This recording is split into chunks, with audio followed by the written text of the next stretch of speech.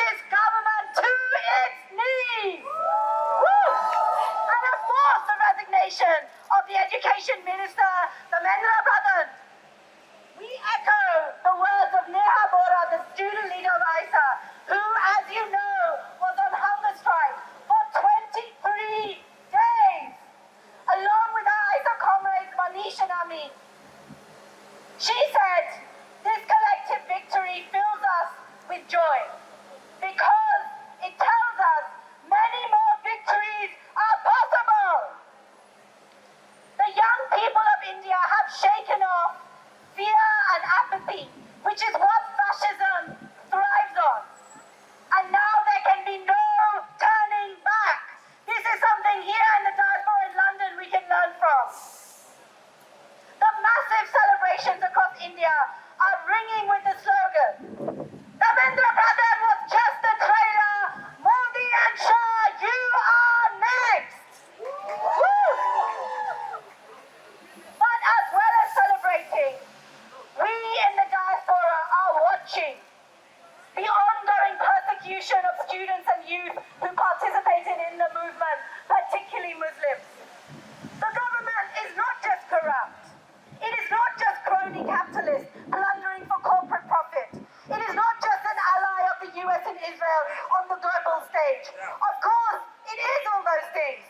But it is also a Hindu supremacist fascist regime. Shame! Ethnic cleansing of Muslims and other minorities are its core agenda. Already we see the targeting of Muslim students in West Bengal under the Communal Gunda Suppression Act, which denies a basic right to legal representation or a trial. Shame! In Assam, 2 Muslim students are being targeted.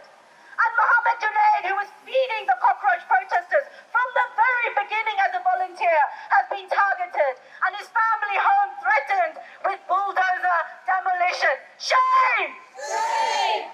Meanwhile in Bihar, where live bullets were fired on student protesters, AISA and CPML activists remain in jail. Shame! Shame! So government assurances that no one will be targeted are just not good enough. Every single arrested person must be immediately released, and this persecution must stop.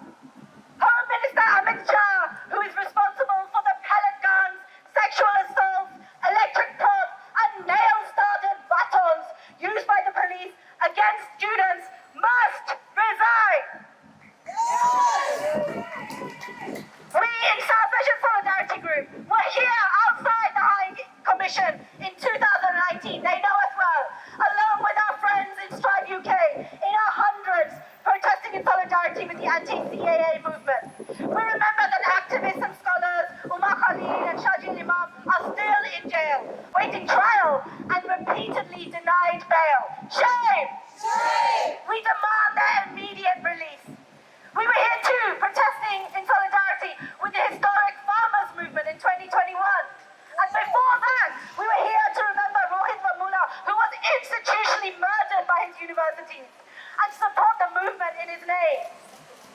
And as the students of AISA said, the movement we are celebrating today was built on the shoulders and the blood of those earlier movements, which were led by the most marginalized. We would particularly like to remember the courageous struggle of Dalit student S. Aniga, who was the first to challenge the injustice of the NEET system and ultimately died by suicide.